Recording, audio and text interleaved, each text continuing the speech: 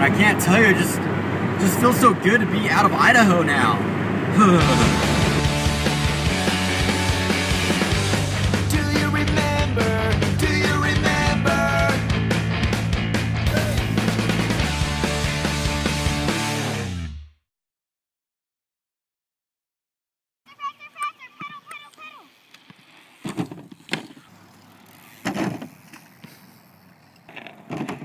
Nice, good job, Mason. Good job, Lily. You got faster than me, then I'll be behind you. And drop over my tag. My dad would never do that.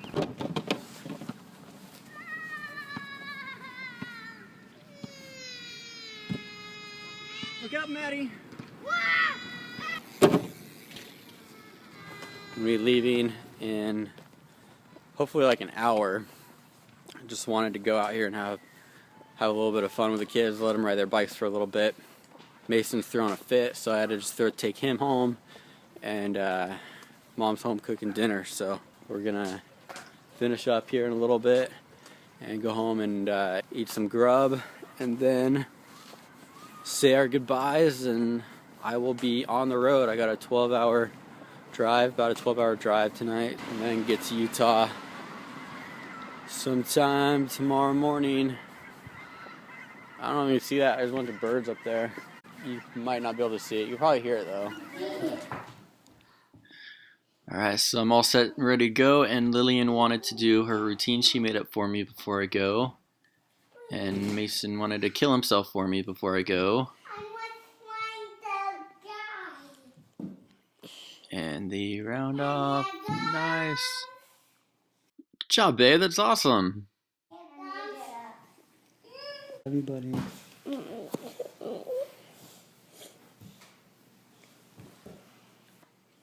So you guys need to be very good listeners and go easy on Mom while I'm gone, okay? And try to help out with Mason, and don't antagonize him and get him upset. Dad, can me and Willie and Mason go wound up here? Should I vlog on the way? Yeah. If I make videos, are you guys gonna watch them? Yeah. Will you take breaks in the back? Will you sleep in your truck if you get tired? Yep. Will you pull over and sleep? Nope. I am going to keep driving down the road as I sleep. Mom told you to be careful when you're driving. Oh, darn it. That's right. Mom said be careful. Bah. Dad, don't crash. Don't crash? Twice. Okay. Yeah. You want to go twice? Yeah. Okay, one more time. 30 miles per hour. No, I can not ride in my here. bike this fast. You're right. You can. I can too. Get out and ride your bike then. Okay, Mason, I'm trying to get shown with my buddy. I'm proud of you. Hey. Are your feet better? No. You know how much you love me? Yeah. I love you 10 times as much. Daddy fixed Okay. it. It's all better now. Oh, darn it. You got me beat. You want Mommy to go with me? Do you want Mommy to go? Yeah. Hmm? Yeah. Yeah? No. It's $2.83. I should have done this trip a week ago. I swear, like last week it was like $1 cheaper a gallon. Got this bad boy all set and ready for the road. It's full of suits and clothes and equipment. This thing's got 30 years of driving experience under its belt. I would not want to drive through a couple states with anything else. Alright, it is 1:30 in the AM. I'm on the road, still in Oregon, driving through the night. Sorry you can't see me very well. Maybe I'll sneak forward in the light a little bit. Is that better? I look like I'm in the band Queen's music video. It's kind of creepy looking. I look like I'm telling a ghost story 20 years ago on this exact night, in this exact campfire, on a night just like this. A little boy was camping, just like you. The only problem was all of the other tents were full, so he had to pitch his own tent. The little 9-year-old boy slept all alone in a 6-man tent until he heard scratching at the door. What was that? He peeked out the tent, and all the other tents were gone!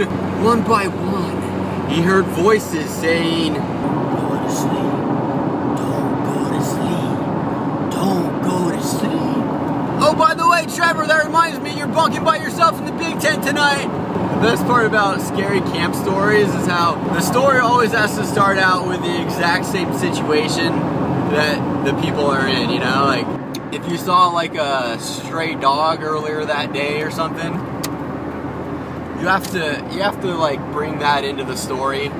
But it wasn't until nighttime, until that mangy mutt would come creeping through the woods to claim what was his. And if he couldn't find his bone, he would grab one of yours! With scary stories, you have to be as specific as possible, describing everything that you've done up until that point, and then after that you just make up the craziest thing that you could think of. I like the scary stories when there's a moral to the story, where you use it to get back at someone who wasn't listening. You use the story to teach the kids a lesson. 3 summers ago, on a night just like tonight, a troop of 8 scouts were making their way down the Colorado River when they stopped at this very campsite. And it just so happened that one of these scouts brought his iPad on the trip, even though his scoutmaster told him not to. But what the little boy didn't know was that the reason the scoutmaster told everybody not to bring iPads was because this campsite had a crazy ranger who hated iPad. And every night, at exactly, what time is it? At exactly 10:59, the crazy ranger would come sneaking through the campground. And whenever the crazy ranger found a kid hiding an iPad, he would take that kid's inhaler and fill it with industrial strength pepper spray. Oh man. Sometimes I wish I was a scoutmaster. Anyways, so I'm on the road and making pretty good time. No traffic, that's always nice. My wife's been calling me every hour or so, checking in on me. She's so sweet. She's so thoughtful. Erica, go to bed. You have to get up with the kids in the morning. Go to bed. How about I stop vlogging until there is sunlight? Probably been about 4 or 5 hours, so let's do that. So this is what 6:24 in the morning looks like. We're coming up on the Idaho border. That is Lookout Mountain, apparently. I guess right up there, that's Lookout Mountain. Is that how you say it? Lookout Mountain, or is it Lookout Mountain? So it's been a pretty nice drive. It's almost 6:30. We're gonna be coming up on Ontario, Oregon, which is the last town before Idaho. And I think that's where I'm gonna stop and get gas. So last night, when I was getting ready to pack up the car and getting everything together, the kids were adamant that they pack up my car for me. At first I was like, no, I'd kind of like to pack it up myself. I want, so I know where things are at. And they were adamant. They were very persistent that they needed help. And then as I'm getting in the car, getting ready to go, and I see where everything is, and they tell me where everything is and why it's there. This pillow is here in case I need it. The food is right down here where I can find it. And then my My backpack's right over here. There's a blanket back here in case I get tired, but it's out of the way. I just thought that was so funny and so sweet that they, I think they really care, and they were really worried about me and wanted to make sure I was gonna be okay. And that was the one thing that they could do to help me and you know, make sure that I was okay. I got this pillow, and then Lillian went and got me this pillow also, which I did not even think to bring this. Isn't that crazy? I would have totally have not even thought to bring this if it wasn't for Lillian. She ran out to the garage and grabbed it. It's soft, and so I could have an extra pillow if I need, or a stuffed gorilla if I need. Lillian also gave me this for the trip, which is her pony, and she said that I could play with it, and if it gets cold, then I could put this scarf on. Now that I think about it, it is kind of cold, so perfect. Okay, Luke gave me these. I got this little dog they put up there. I think he is there to remind me if I'm going too fast, or to hide the fuel gauge so I'm not paying attention and I run out of fuel, maybe, I don't know. And then Luke gave me this one too. And there's the sun. And he told me also, he said that, man, the sun's so bright. Come on, kids, why didn't you think to put something over here to block the sun? Why didn't you think of that? He told me that he wanted me to take this stuffed animal, the dog. Crap, it has a name. I forgot what his name is. He told me he wanted me to take it because it's his favorite. It's his favorite, and that's why he wanted me to have it. It was nice to have a last little moment with the kids and to say goodbye, and had a talk with them, and you know, I made sure to remind them that mommy is going to need a lot of extra help, and she's going to need you guys to be good listeners and to help out with Mason. So again, kids, I know you're listening, so start listening more. Start helping more. Whatever you're doing, it's not enough. They're such good kids, and I'm so grateful. And it was a really nice moment because, man, Luke is the sweetheart of the bunch. I think everybody got emotional, but Luke really got teary-eyed, and he's like, man, I'm gonna miss you, Dad, and we had to talk about it's gonna suck for a while, and the kids aren't gonna get to go to the park as much, they're not gonna get to ride their bikes as much, but we sacrifice sometimes doing fun things right now so that we can do even more fun things later on. But just seeing how emotional they got makes you feel loved and appreciated, and Luke and Lillian and Mason, Daddy loves you, and I miss you guys, and thank you for not putting anything here to blind me with the sun.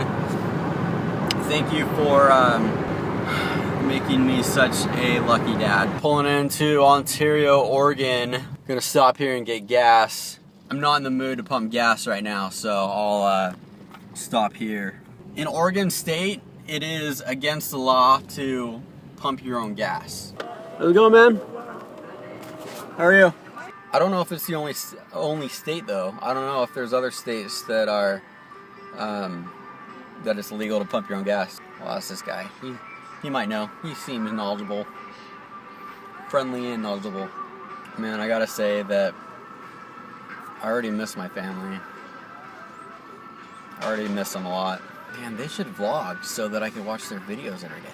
Thank you. Do you know are there any other states where you can't pump your gas? New Jersey. Oh, New Jersey? Yep, Oregon and New Jersey. Oh, okay. That makes sense because I've never been there. So, New Jersey, Oregon, and New Jersey are the only two states where you can't pump your own gas, according to our friendly gas station attendant there. It's weird because, like, Oregon, that makes sense. I could see Oregon, but New Jersey, why would New Jersey do that? Because New Jersey, if you can't pump your own gas in New Jersey, then you're gonna have to listen to the gas station's New Jersey accent every time you stop to get gas. So, you know, did they think about that? They must be just copycats there. They're just copying Oregon, trying to be cool. This is Idaho. This is what Idaho looks like. Let's talk seriously for a minute. I mean, I've got a 12-hour car ride. I can't just joke around the whole time. Let's be serious here. There's all this talk about people wanting the Redskins to change their name. I don't usually get caught up on using politically correct words, but seriously, come on, man. I mean, Boise? Boise? That is so offensive. Can we please change the name? How about Boise and Girlsies? How about that? It's so sexist. Well, I was afraid of this. It looks like I am hitting Boise morning traffic. Ah. Not good. Okay, I'm so confused because we were coming into Boise and then I think I passed Boise and I didn't even realize it. Like, I hit traffic and I'm like, oh, Boise's coming up. And then the traffic lined up and then now I think I passed it. I was gonna get a shot of like Boise driving by and I missed it, darn it. So you know what the one good thing about Idaho is?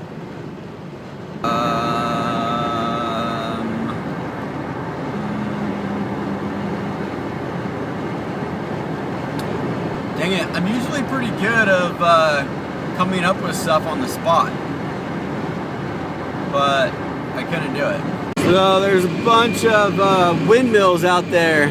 I don't know how you can see them, but there's a ton of windmills. I don't see what the big deal is though, because I had a windmill when I was a kid and it would blow way faster than that. I mean, way faster. I mean, that's nothing compared to the windmill I had.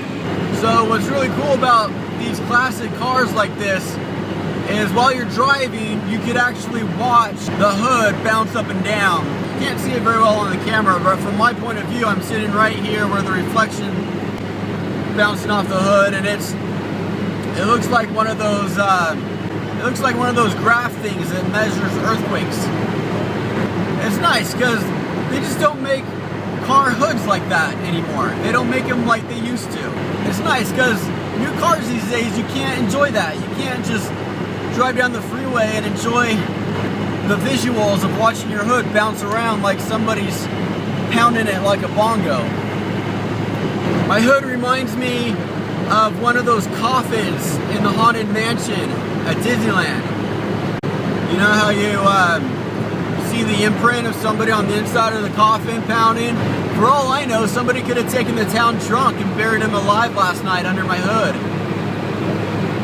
About noontime, he's waking up and pounding on it. Let me out, let me out. Okay, so, I don't know, I'm somewhere in between Idaho Falls and the Utah border right now. It's about 10:30 local time, and the kids just called me. It's 9:30 their time, so they all just woke up and got on the phone to FaceTime. Like, Mason's been asleep the whole time that I've been gone, but even still, he's like, he just woke up and he's like, Dad, can you come home now? He cracks me up, but it was really nice to talk to you guys. Last night when I left, right after I left the house, I had to go run some errands and ran to the store and bought some donuts for the kids and then drove back to the house and left them on the doorstep so that I knew they would call me this morning when they woke up. So when they called me, I told them I had a surprise for them on the porch. I just did that because I wanted them to wake up knowing that I love them and I care about them, and I wanted them to wake up knowing that even though I wasn't there, I'm still thinking of them. Oh, no way. Does that say what I think it does? Woo! Yes, we are in Utah, and I can't tell you, just just feels so good to be out of Idaho now. I'm really glad to be in Utah now, and this is exciting. It's really exciting for me, and these next few days and this next week is going to determine how realistic it is, if things will work out, if we can relocate our family here or not. So just thank you for being on the journey. Thank you for coming along with me in this video. Man, I have no idea how long this video is going to be. I have so much footage right now that I've taken. This could be my longest video ever. I just need to wait and see how much of this footage doesn't suck. Thank you though. Thank you for being on this journey with me and being part of it. Thank you, thank you, thank you, thank you.